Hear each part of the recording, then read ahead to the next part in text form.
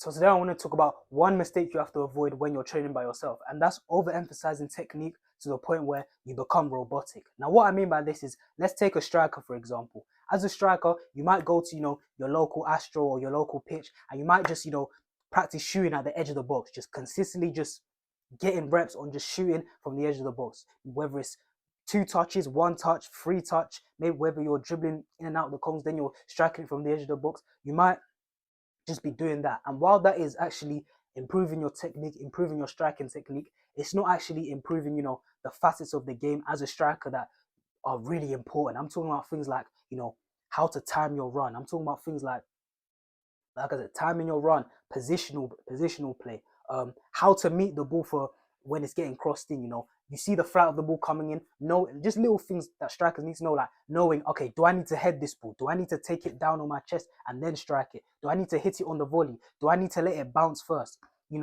What part of the foot, if I'm getting played in behind, what part of the foot do I need to use to finish? Do I need to use my instep? Do I need to use my laces? Do I need to chip the keeper? Do I need to, use the outside of my foot? Do I used to use my left foot, right foot? All just these little components that if you only just take shots striking at the edge of the box, like I said, it's going to improve your striking technique, but it's not actually going to make you be a better striker. It's not actually going to lead to you scoring more goals. Because think about the top marksmen in world football. Think about, I'm talking about, let's take Mo Salah and Erling Haaland. These guys score goals for fun. These guys go score goals for fun. If Salah stays at Liverpool for, let's say, another 3 years, it's always just going to be him and Haaland just sort of just competing for the golden boot. Obviously, there might be other strikers, like Isaac, Watkins, that they'll be up there. But to be honest, it's going to be them two. It's going to be Haaland and Salah just competing for that golden boot every time. But if you actually look at Haaland and Salah, if you actually look at like their striking technique, it's not really the best striking technique. Like you may even argue that a guy like Marcus Rashford has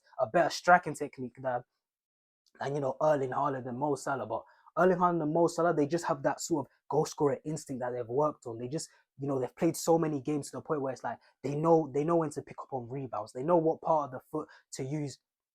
Once they've been played a through ball, they know whether to use their laces to smack the ball, whether to chip the keeper, whether to, like I said, left foot or right foot. They know when the cross is, like I said before, they know when the cross is coming in. All right, cool. Do I use my head? Do I hit this on the volley? Do I take it down? Take a touch, and then slide it into the bottom corner? Do I need to go to the top corner or the bottom corner? Literally just little things like this. Do I need to contort my body and do a little overhead kick? Like certain things, like Haaland, when he scored the goal against Dortmund, I'm pretty sure, when he just sort of what's it called? Did like a little scorpion with the outside of his foot. The goal against Southampton as well, when he did a little scissor kick as well. It's just little things like that just knowing how to, as a striker, how to contort your body. Just little things like this. That's what's gonna lead you to scoring more goals as a striker. Like I said, shooting from the edge of the box, whether that's from the middle, from the left, from the right, it's going to improve your striking technique for sure. But it's not actually going to result in you scoring a lot of goals, because the top, like I said, Haaland and Salah, they don't necessarily have the cleanest striking techniques, but they just know how to get into those positions. They know how to create those chances for themselves, and eventually, even if they, let's say, even if they miss 3 chances, they're still going to get another 2 chances that they score that game. They might score 2 goals that game, but you might see they have like 7 shots. But ultimately, it's about creating the chances. It's the main thing. Getting into those positions is the main thing. Whereas you get a guy like Rashford, he's got a great striking technique, but he can't really get into those positions. Now I know Rashford's a winger, but so is Salah as well. They're both sort of those inside forwards who like to cut inside and strike the ball on their right and left foot respectively. So like I said, when you're training, try not to be too robotic with it. Another example as well is literally, training your change of direction, whether this be with the ball or without the ball. Training your change of direction is brilliant. You want to be quick off the mark. You want to be able to change directions. You want to be able to, move up and down, move laterally, basically just change direction quickly, no matter what position you are, whether you're a winger and you want to beat your man, whether you're a centre mid and you're trying to, make challenges in the center of the park, whether you're a fullback and you want to, lock up your winger. Training your change of direction is brilliant, but change of direction and agility isn't the same thing. Agility is your ability to, change direction while reacting to, external factors, which in this case are your opponents. Agility is is actually reacting to your opponents, reacting to what they're doing, and then change direction accordingly. That's why when people say Messi has great agility, it's not necessarily that he's the far.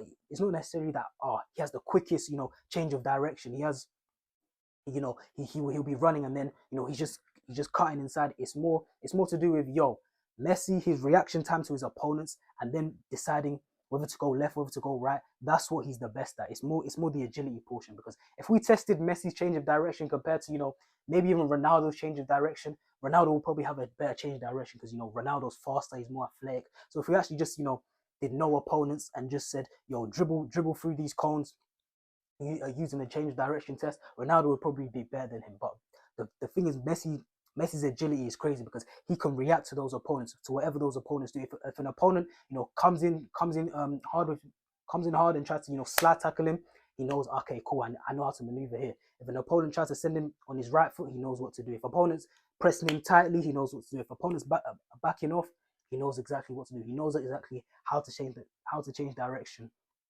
with the ball whilst reacting to his opponent. So it's just little things like this where you don't. Let's say, for example, you might be able to take on a cone in. Let's say you're doing individual training, you're practicing your wing or practicing your 1v1s.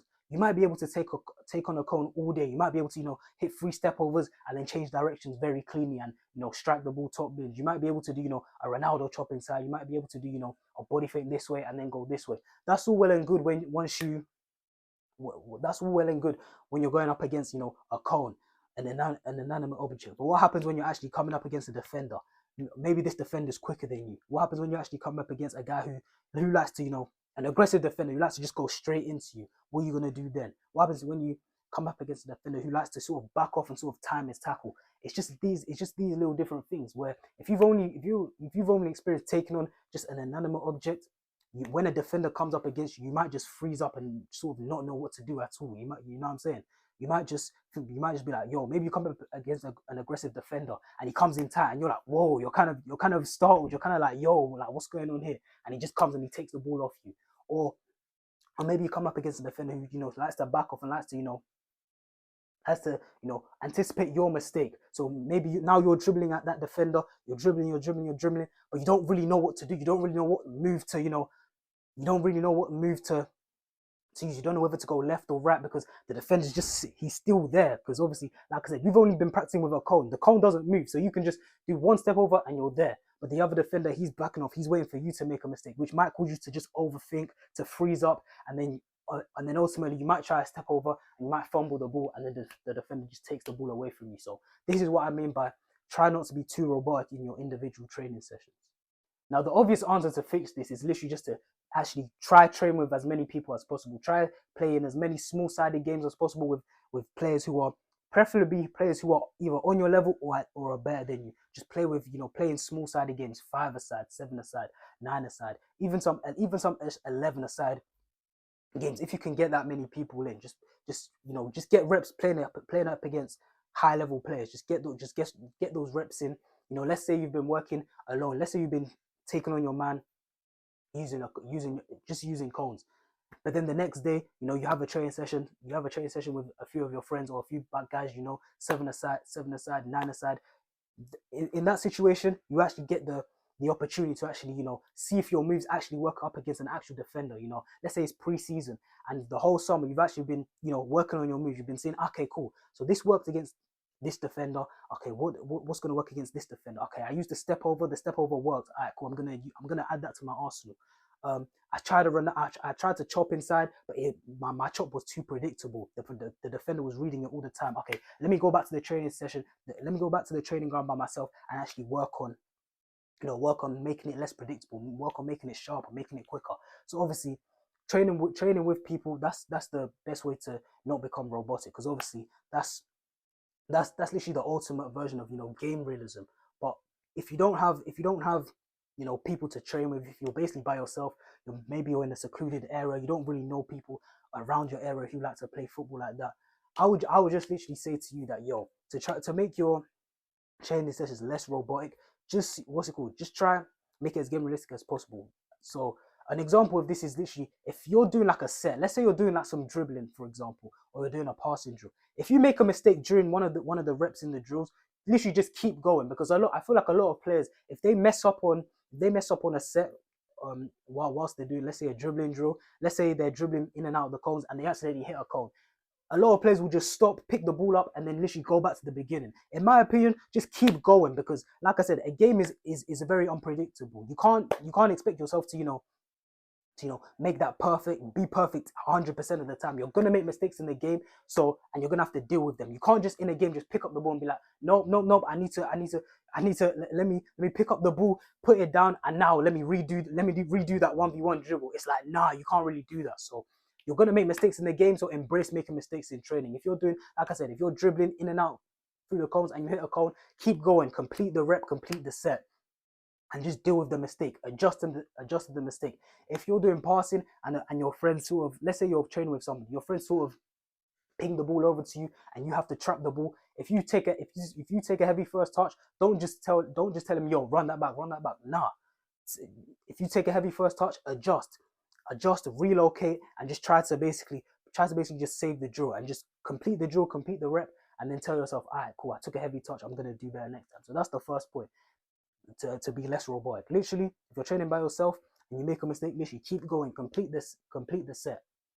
Don't just stop in the middle of the set and start again when you've made a mistake, because it's not game realistic. You can't do that in a game. You can't give the ball away in a game and be like, and tell the ref to blow the whistle because you gave the ball away. Understand? And then the second point is literally keep, in my opinion, do sets and actually train when you're actually fatigued, because a lot of players as well, they will do one set of, let's say, a drill that's combined with passing and dribbling. Let's say, for example, they do one set and then they'll rest for like 5 minutes and then they'll do the next one again, rest another 5 minutes and do the next one again. In my opinion, you have to get used to training when you're fatigued, because, like I said, in a match, you're not always going to have 100% energy. So replicate what's going to happen in a match to your training. So literally do five sets in a row. If you're doing like a passing, if you've combined passing and dribbling together, maybe you're dribbling through cones, and then you've created like a little gate for yourself to pass the ball into. As soon as you've dribbled through, pass the ball into the gate, get the ball, and then redo the set again. And maybe do 5 in a row. Maybe do 5 of them in a row, so you can actually get used to being able to play under fatigue, being able to play when you're tired, being able to have that focus to, even though you're tired, still have that quality when you're tired, to still, make sure that your dribbling is sharp, is precise, making sure that you actually find that pass, and make sure it's nicely weighted as well while you're fatigued, because you're gonna have to do that in a match as well. Like I said, in a match, there's going to be so many phases in a match. Some points in the match you'll have energy, then there's other points in the match where you're going to have to perform actions where you're absolutely shattered, you're tired. Maybe you're a winger and you've had to track back and you've had to run 60 yards that way. But now your keeper has the ball and he wants you to run 60 yards that way to help your team attack. You're gonna have to come up against situations like that. So you're not always gonna have energy. You're gonna have to perform whilst you're fatigued. Even if you're a centre mid, maybe you've run back, you've made a tackle there, you've passed it there. Now you have to go for the 1-2. Then you have to make sure your pass is nicely weighted to your wing on the other side. Maybe you're playing a switch through ball. Then you're making that dart into the box.